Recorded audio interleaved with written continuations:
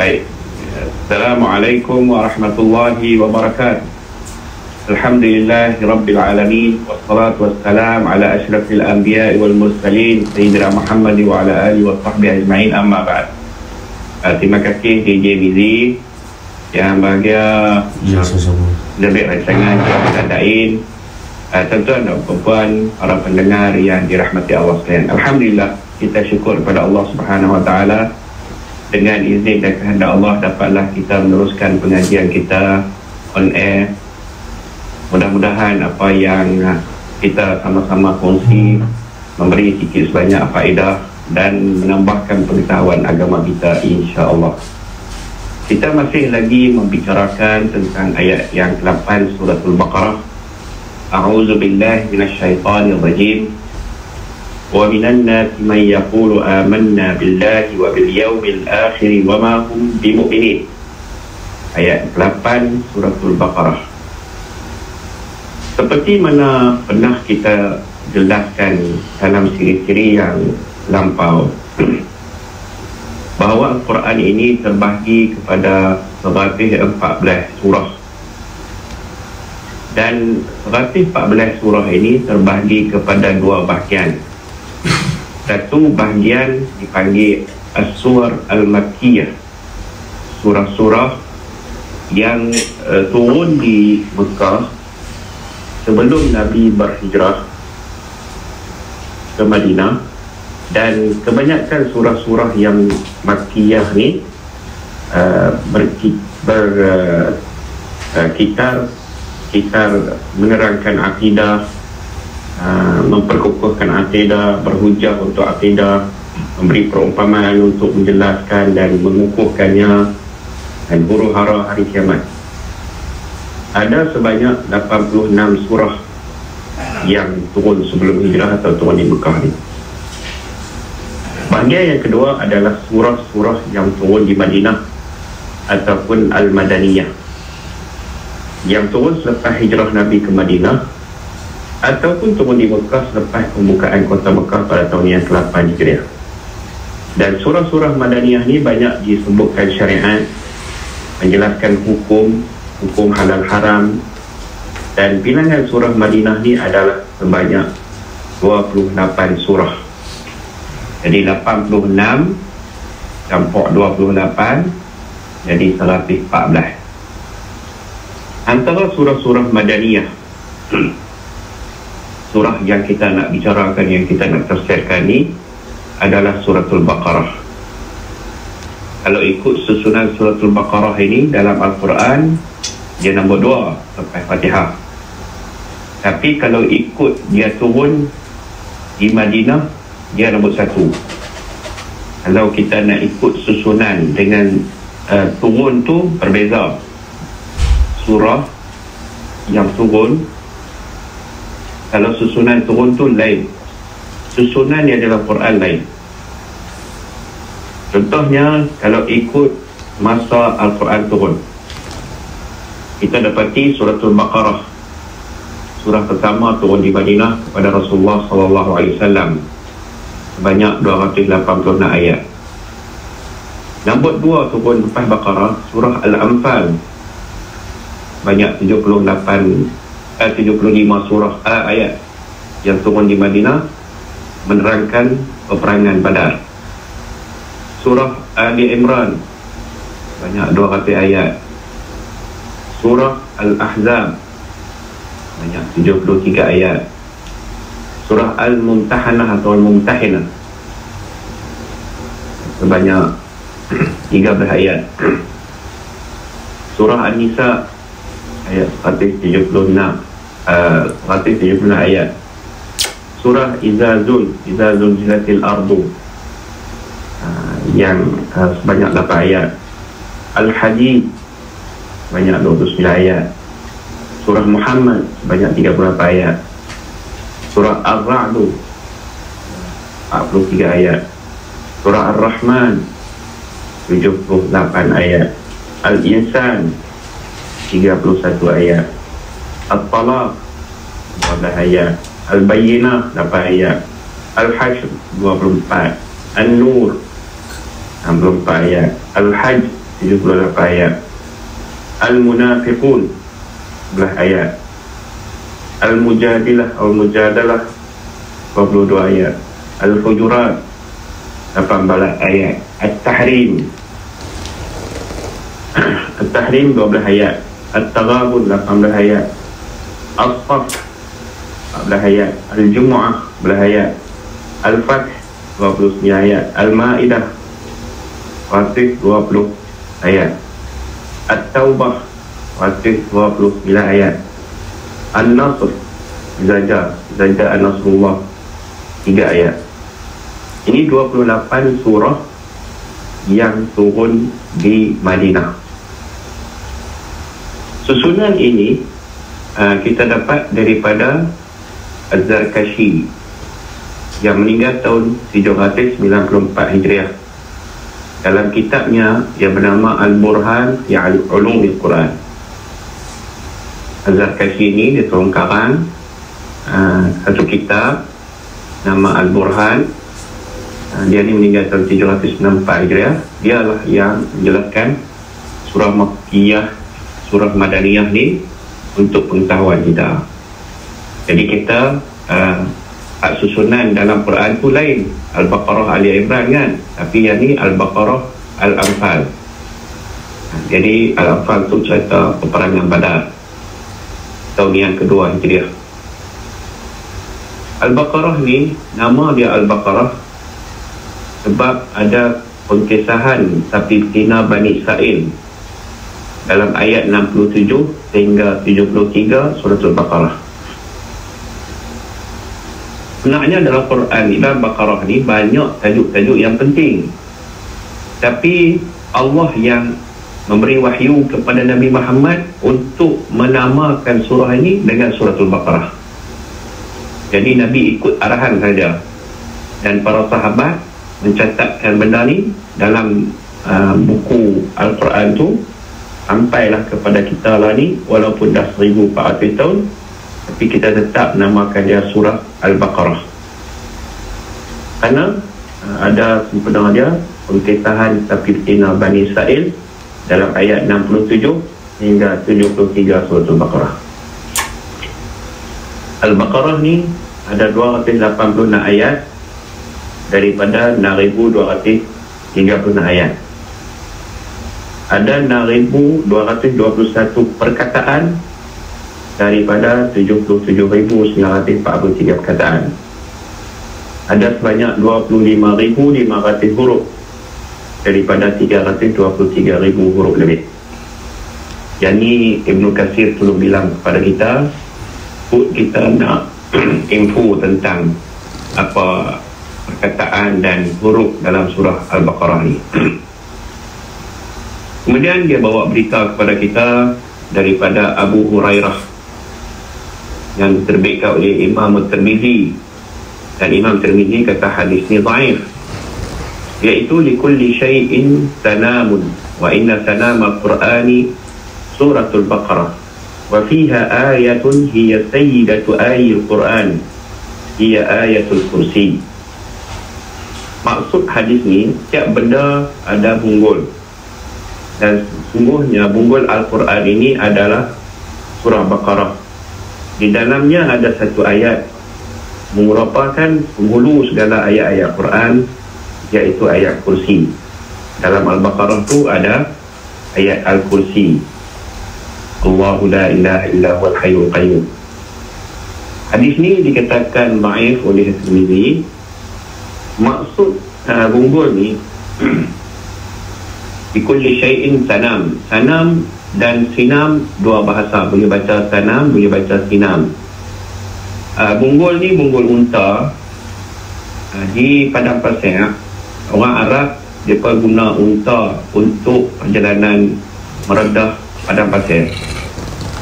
Jadi Al-Quran ni ataupun Nabi bagi umpama Al-Quran ni, Baqarah ni merupakan bunggul bagi Al-Quran macam mana bunggul unta tu. Apa munasabah dia? Allahu alam. Makna dia, kalau bunggul unta ni, orang Bedui tahulah, Bonggol unta ni dia menyimpan ayak dalam bubur dia tu. Dia boleh redah padang pasir 30 hari.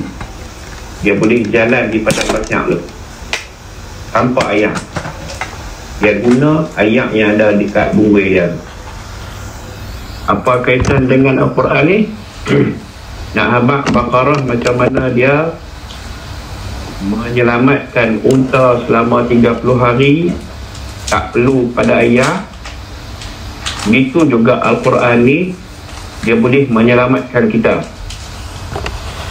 Kalau kita baca dia, dia boleh menyelamatkan rumah kita, menghalau syaitan-syaitan daripada rumah kita.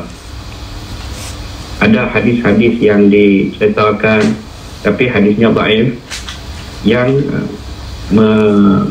menyokong kenyataan ni, bahawa Al-Baqarah bagi perlindungan kepada yang membacanya dalam rumah dia, syaitan tak hampiri rumah dia. Jadi macam mana ayak tu dalam bungkus unta tu boleh menyelamatkan dia selama 30 hari di padang pasir, tak perlu ayak. Kita pun selama 3 hari boleh selamat daripada gangguan syaitan kalau kita baca Baqarah atau ayat kursi di rumah kita. Begitu juga nak katakan, kalau kita nak terjemahkan bungkus ini menandakan ketinggian dan kemuliaan. Setiap benda ada ketinggian kemuliaannya, trademark dia. Maka Al-Quran ni trademark dia atau kemuliaan dia, ketinggian dia berada di surah Al-Baqarah. Yang itulah kaitan apa yang Nabi nak habaq pada kita. Dan Al-Baqarah ni adalah nama binatang. Bukan surah Al-Baqarah saja yang dimulakan dengan nama binatang, tapi ada 6 surah lagi yang diberi nama binatang-binatang, seperti Al-An'am, mana binatang ternakan, An-Nahl, lebah madu, An-Naml, semut, Al-Ankabut, laba-laba, Al-Fil, gajah. Jadi semua 6, Al-Baqarah, Al-An'am, An-Nahl, An-Naml, Al-Ankabut, Al-Fil. Adapun Wal-Adiyati Dhabha, ada setengah orang dia kata itu nama binatang juga, tapi Al-Adiyat bukan nama binatang. Itu sifat kepada kuda yang berlari di medan perang. Jadi dia sifat bukan nama. Ini nama apa je lah. 6 surah ni adalah nama. Al-Baqarah bermula dengan Alif Lam Mim. Dalam istilah ulum Quran, dia panggil Alif Lam Mim ni Al-Huruf Al-Muqatta'ah. Al-Huruf Al-Muqatta'ah makna dia huruf yang dibaca secara berasingan. Biasanya kita kalau Alif Lam Mim ni kita baca alam, tapi Muqatta'ah ni dibaca secara berasingan. Mana kita tak baca alam, kita baca Alif Lam Mim. Ada sebanyak 29 surah daripada 114 surah yang bermula dengan huruf-huruf Muqatta'ah ni, yang dibaca berasingan. Dihimpunkan, ulama kita himpun, ulama Quran kita himpun surah-surah yang bermula dengan huruf yang dibaca secara berasingan ni pada perkataan Nassun hakimun lahu sirrun qati'un. Nas yang bijaksana yang mempunyai rahsia yang pasti. Itu makna dia lah. Nassun makna mewakili huruf nun dengan sad. Hakim ha ka ya mim. Lahu lam ha. Sirrun sin ra. At qati'un qaf alif ta ain. Nassun hakimun lahu sirrun qati'un. Nas yang bijaksana yang mempunyai rahsia yang pasti. Ataupun kita susun dengan susunan lain, siratun alayya haqqun numsikuhu. Siratun alayya haqqun numsikuhu. Ataupun dengan cara lain, sahha tariquka ma'as sunnah. sahha tariquka ma'as sunnah, sah jalanan kita mengikut sunnah. Dan dalam huruf yang dibaca secara berasnan ni ada 3 surah yang Al-Quran mulakannya dengan satu huruf saja. 3 surah yang bermula dengan satu huruf, iaitu Shad wal Qur'anil Dzikr, Qaf wal Qur'anil Majid, Nun wal Qalami wa ma yasturun. Ini 3 surah bermula dengan satu huruf. Dia sama ada sebahagian ayat ataupun satu ayat berasingan seperti Al-Baqarah ni. Dan kita ada 9 surah yang bermula dengan 2 huruf. Dan ada 13 surah yang bermula dengan 3 huruf. 13 surah ni, 6 surah bermula dengan Alif Lam Mim. Alif Lam Mim, satu ayat sempurna. Dia ayat tersendiri, seperti yang terdapat dalam 6 surah Al-Baqarah, Ali Imran, Al-Ankabut, Ar-Rum, Luqman, As-Sajdah. Alif Lam Mim tanzilul kitab la raiba fihi min rabbil alamin. Jadi 6 surah ni bermula dengan Alif Lam Mim, 3 huruf dalam 13 surah. Dalam 6 surah yang bermula dengan Alif Lam Mim. Kemudian yang bermula dengan Alif Lam Ra, dia ada 5 surah yang bermula dengan Alif Lam Ra, seperti surah Yunus, Alif Lam Ra, tilka ayatul kitabil hakim. Surah Hud, Alif Lam Ra, kitabun uhkimat ayatuhu. Surah Yusuf, Alif Lam Ra, tilka ayatul kitabil mubin. Surah Ibrahim, Alif Lam Ra, kitabun anzalnahu ilaika. Surah Al-Hijr, Alif Lam Ra, tilka ayatul kitabi wa Qur'anin mubin. Ini yang bermula dengan 3 huruf dalam 5 surah Alif Lam Ra. Ada yang bermula 3 huruf dalam 2 surah, iaitu Ta, Sin, Mim. Ta, Sin, Mim, 3 huruf lah. Dalam 2 surah, iaitu surah Asy-Syu'ara, Ta, Sin, Mim, tilka ayatul kitabil mubin. Dan surah Al-Qasas, Ta, Sin, Mim, tilka ayatul kitabil mubin. Rupa tu, Ta, Sin, Mim dalam surah Syu'ara dan Ta, Sin, Mim dalam surah Al-Qasas. Kata Sufyan Ats-Tsauri daripada Ibnu Abi Najih daripada Mujahid, Alif Lam Mim Ha Mim Alif Lam Mim Sad Sad fawatihu iftataha Allahu biha Al-Quran. Berita ni dibawa daripada seorang ulama tabi'in nama Mujahid. Katanya Alif Lam Mim Ha Mim Alif Lam Mim Sad Sad adalah pembukaan yang Allah mulakannya Al-Quran dia. Memulakan dengan huruf yang dibaca secara berasingan ni untuk nak mulakan surah tu. Kita dulu bincang sifat-sifat munafik. Itu kita pada Al-Baqarah ni 4 ayat menceritakan sifat orang beriman, 2 ayat menceritakan sifat orang kafir, dan 13 ayat menceritakan sifat orang munafik, daripada ayat 8 hingga ayat 20. Dan hari itu kita bagi tahu dah bahawa munafik ni an-nifaqu huwa izharul khairi wa israrul syarri. Nifaq ni makna menunjuk kebaikan dalam jahat. Dan dia ada 2 jenis, i'tiqadi berkaitan dengan akidah. Makna dia tunjuk kata Islam tapi dalam dia kafir. Yang ni yang tuan tubuh dia duduk dalam neraka.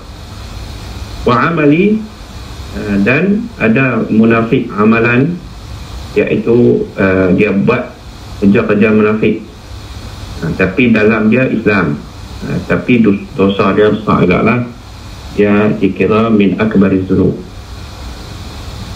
Ibn Jurayj al-Amawi meninggal 150 Hijriah. Dia bagi kepada kita ta'rifan.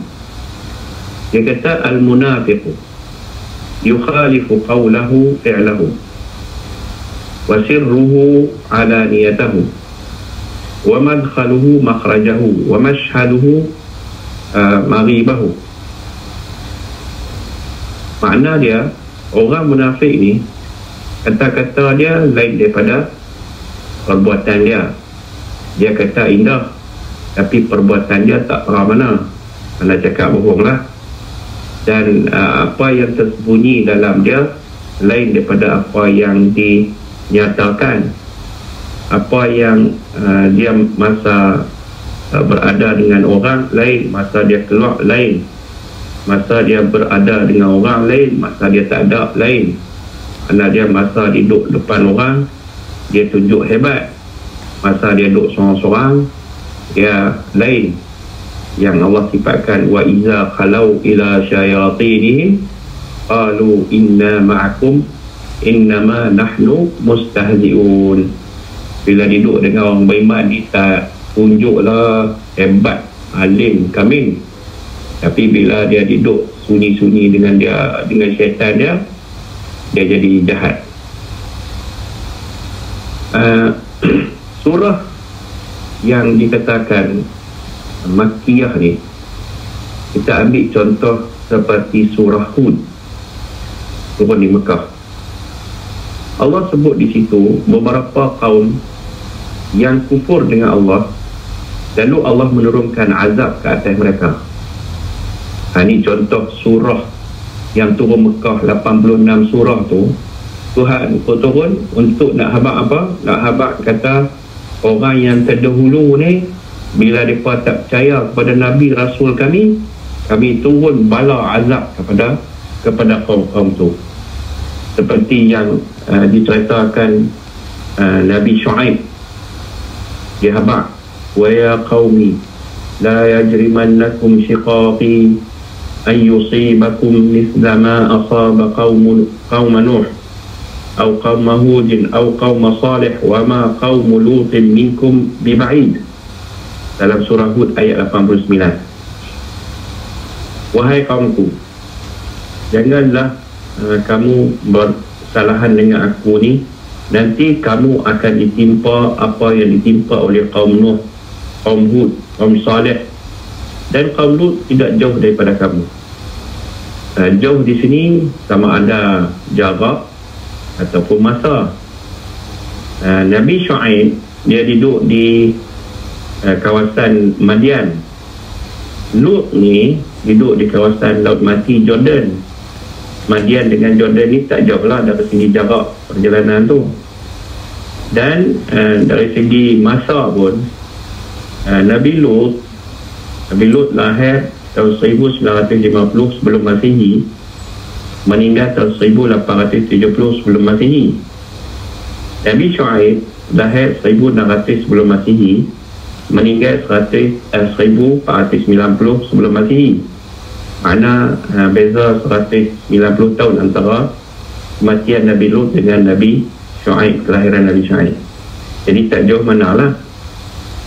Bila tak jauh mana tu yang Nabi Shu'aib ni habaq dalam Quran tu, yang Tuhan ceritakan kita dalam Quran, wa ma qaumu Lutin minkum biba'in. Kaum Lut tidak jauh daripada kamu, sama ada dari segi jarak perjalanan ataupun dari segi masa, baru 190 tahun, tak jauh pun. Kamu dengar dah berita-berita tentang kaum Nuh, kaum Hud, kaum Saleh, kaum Lut ni, apa yang timpa atas mereka daripada azab seksa. Lihat tu sebagai pengajaran. Surah An-Nisa turun di Madinah, dan kalau kita perhati tengok dalam surah An-Nisa tu banyak disebut tentang al-munafiqin, orang-orang yang munafik ni. Dan itu kita habaq dah, Ayat 8 suratul Baqarah ni, wa minan nasi man yaqulu amanna billahi wa bil yaumil akhir wa ma hum bimu'minin. Ada di antara manusia yang berkata dia beriman dengan Allah dan hari akhirat, sedangkan mereka tidak beriman. Allah menafikan iman daripada mereka, walaupun mereka kata dengan mulut bahawa mereka beriman, tapi hati mereka sebenarnya tak beriman pun. Dan kita beritahu dah kaitan dia dengan seorang kepala munafik di Madinah yang bernama Abdullah bin Ubay bin Salul. Abdullah bin Ubay bin Salul meninggal tahun 631 Masihi, Januari 631 Masihi. Nabi Muhammad SAW meninggal 8 Jun 632 Masihi. Anas lepas Ubay bin Salul ni matilah. Dan itu kita cerita dah bahawa dia pergi semayang mayat Abdullah bin Ubay bin Salul ni, dan kisah dia dengan Sayyidina Umar. Boleh rujuk pada ciri kita yang sebelum ni. Allah sebut Nas. An-Nas ni tuan-tuan, kalau kita bilang lah, An-Nas dalam Quran ada banyak mana. Kalau kita bilang akan dapati sebanyak 50. An-Nas tu disebut 50 kali dalam sebuah Al-Quran. Dan kalau kita bilang Al-Anbiya, Al-Anbiya tu ada berapa? Ada 50 juga.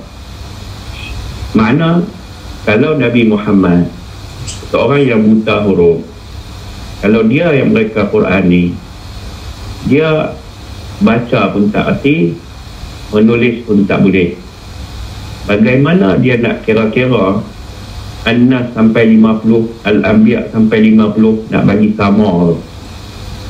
Jadi tidak lain tidak bukan, ini adalah susunan daripada Allah Subhanahu wa ta'ala, bukan susunan daripada manusia biasa. Kalau orang ngaji pun, orang yang celik huruf pun, dia nak susun kataan An-Nas dengan Anbiya dalam sebuah kitab, narasi muka surat berselerak rata perkataan An-Nas Anbiya, itu nak bilang balik 50 bagi sama, bukan satu kerja yang mudah untuk kita melakukan. Melainkan kita mengaku bahawa ini adalah tanzilun min ladun hakimin khabir. Ini adalah susunan Quran daripada Allah yang maha bijaksana, maha mengetahui. Dalam ni Allah menyifatkan kepada kita orang munafik. Dia kata, tapi perbuatannya tak sama apa yang dia kata. Dalam bahasa Melayu dia kata, kita tak kota apa yang kita kata. Kita tidak kota apa yang kita kata. Yukhalifu qawlahu fi'lahu. Makna dia bersalahan apa yang dia kata dengan apa yang dia buat. Itu maksud daripada apa yang Tuhan sebut dalam ayat tadi ni. Orang dengar mulut tu kata macam beriman lah, sebenarnya dia bukan beriman pun. Dia musuh ketat kepada Islam. Kita lah ni boleh kita tengoklah siapa yang menunjukkan Islam kepada kita. Zahirnya kita nampak Islam, tapi bila kita tengok perbuatannya jauh sekali daripada ajaran Islam.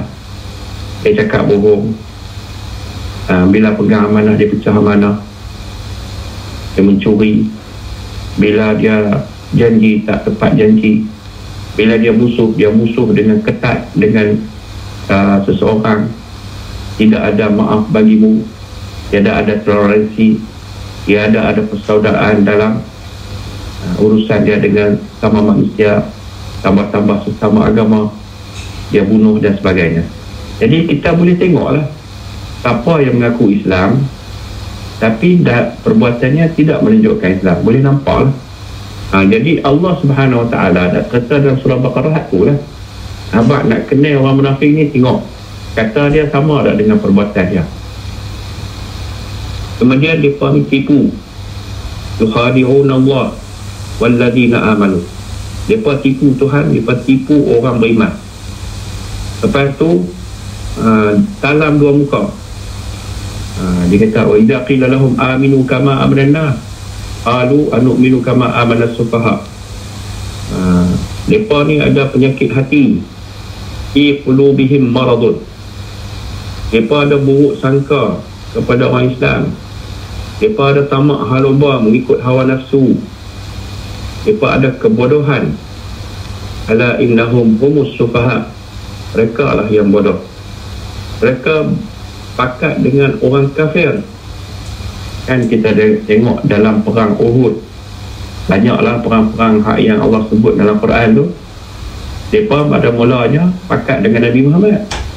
Bila tengah-tengah jalan, mereka paling tadah dan menyebelahi orang-orang Yahudi, menyebelahi orang-orang Quraisy. Itu dikatakan antara sifat orang munafik.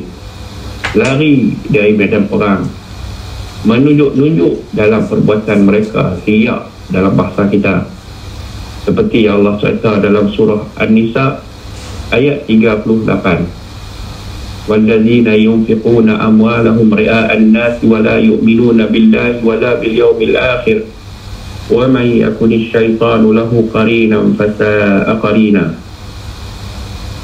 Mereka yang membelanjakan harta mereka untuk menunjuk ke orang, dan mereka tidak beriman dengan Allah dan hari akhirat. Siapa yang syaitan jadi peneman dia, alangkah buruknya peneman seperti syaitan. Ni Allah dedahkan. Perangai orang munafik ni, dia berkeluar duit, tapi dia keluar duit untuk menunjuk kepada orang, bukan nak mengharap pahala, ganjaran pahala daripada Allah. Begitu juga mereka ini dalam bab riya. Fawailul lil musallin alladzina hum an salatihim sahun alladzina hum yura'una.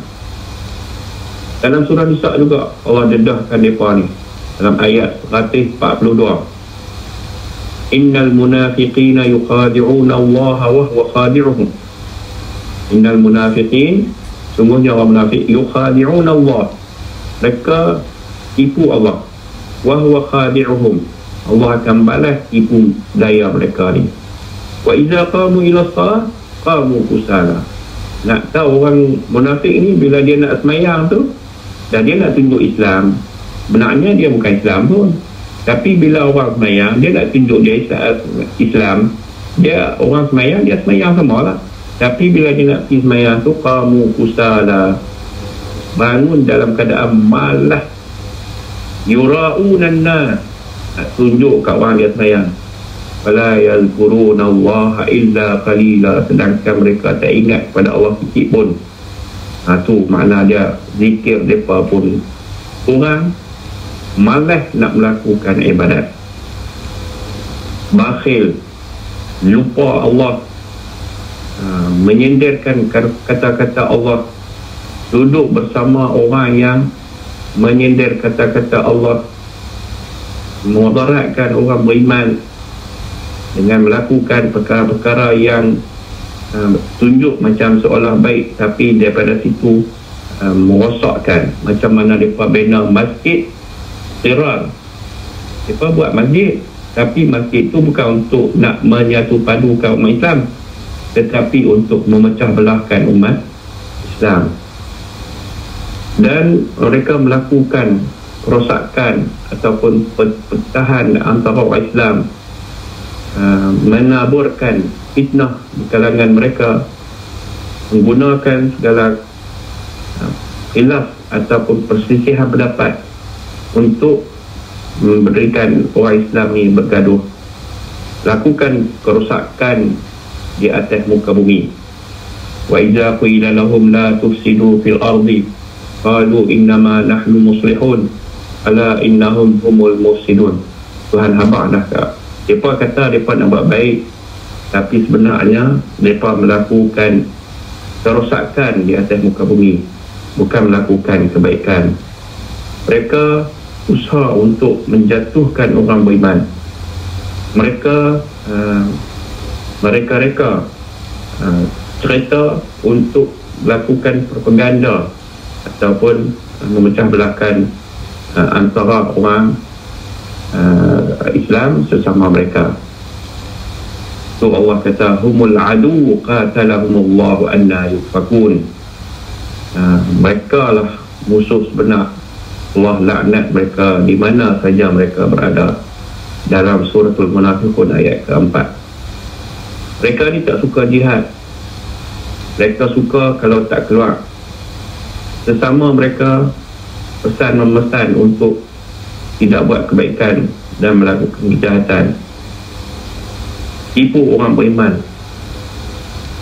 Keluar daripada kawasan orang Islam dengan menyuruh benda yang ditegah oleh Allah dan melarang benda yang Allah suruh, memutuskan silaturahim, lakukan melemahkan semangat orang-orang yang nak terlibat dalam perjuangan jihad, menakutkan mereka, bahkan berusaha untuk tidak mereka terlibat dalam peperangan jihad.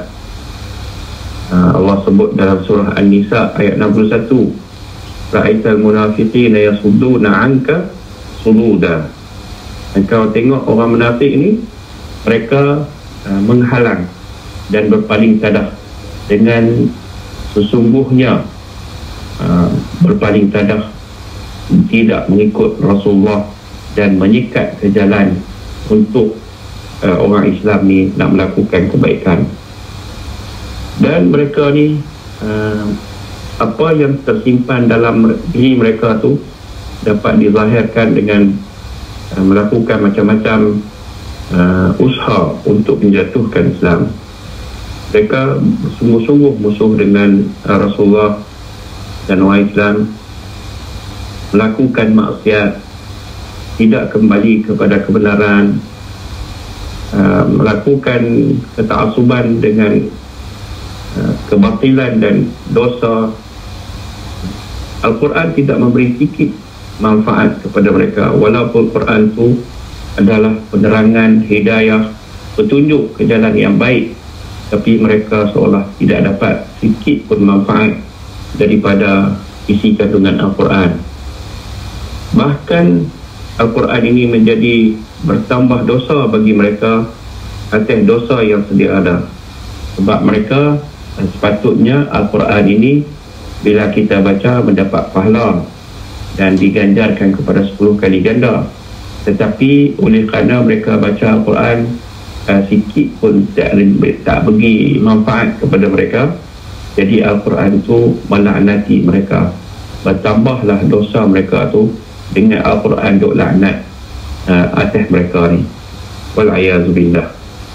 Mereka suka apa yang ditimpa kepada orang Islam daripada kemudaratan, daripada benda-benda yang memudaratkan orang Islam. Mereka suka, dan mereka tak suka kalau orang Islam dapat kemenangan, dapat keuntungan, dapat kebaikan.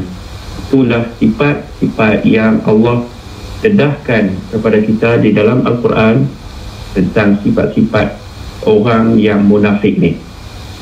Itu pernah kita cerita dah, bahawa ada 4 sifat yang Nabi SAW bagi tahu kepada kita tentang sifat orang munafik. Bila dia cakap bohong. Dan ada setengah orang daripada orang Islam yang terlibat dengan perangai orang munafik ni, dia anggap pembohongan ni adalah satu profession, ada satu skill, kemahiran kalau kita pandai bohong kepada orang.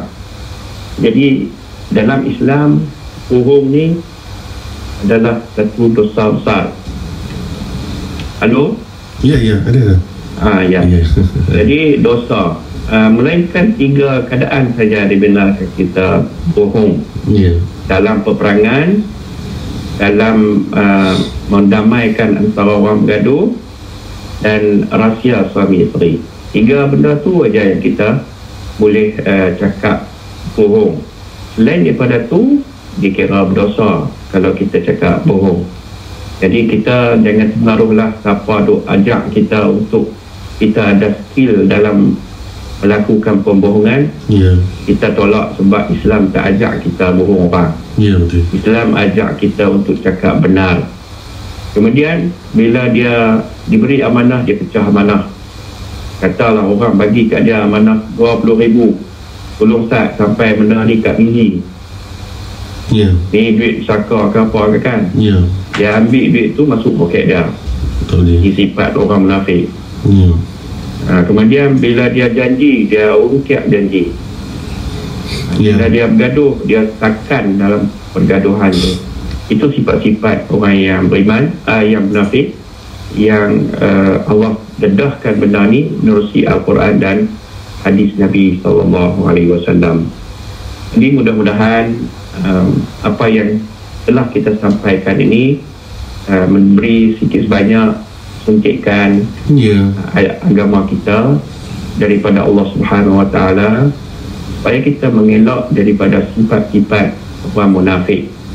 Jangan jadi munafik. Kita jadilah orang yang beriman dengan Allah dan hari akhirat yang sebenar. Ini baik Tuan Syekh. Setakat tu dulu kot. Betul Tuan Syekh. Terima kasih Tuan Syekh di atas pengajian pada hari ini, atas cerita dan juga sedikit nasihat daripada yang bahagia Tuan Syekh. Kita jumpa lagi Tuan Syekh, insyaAllah. InsyaAllah. Baik. Assalamualaikum warahmatullahi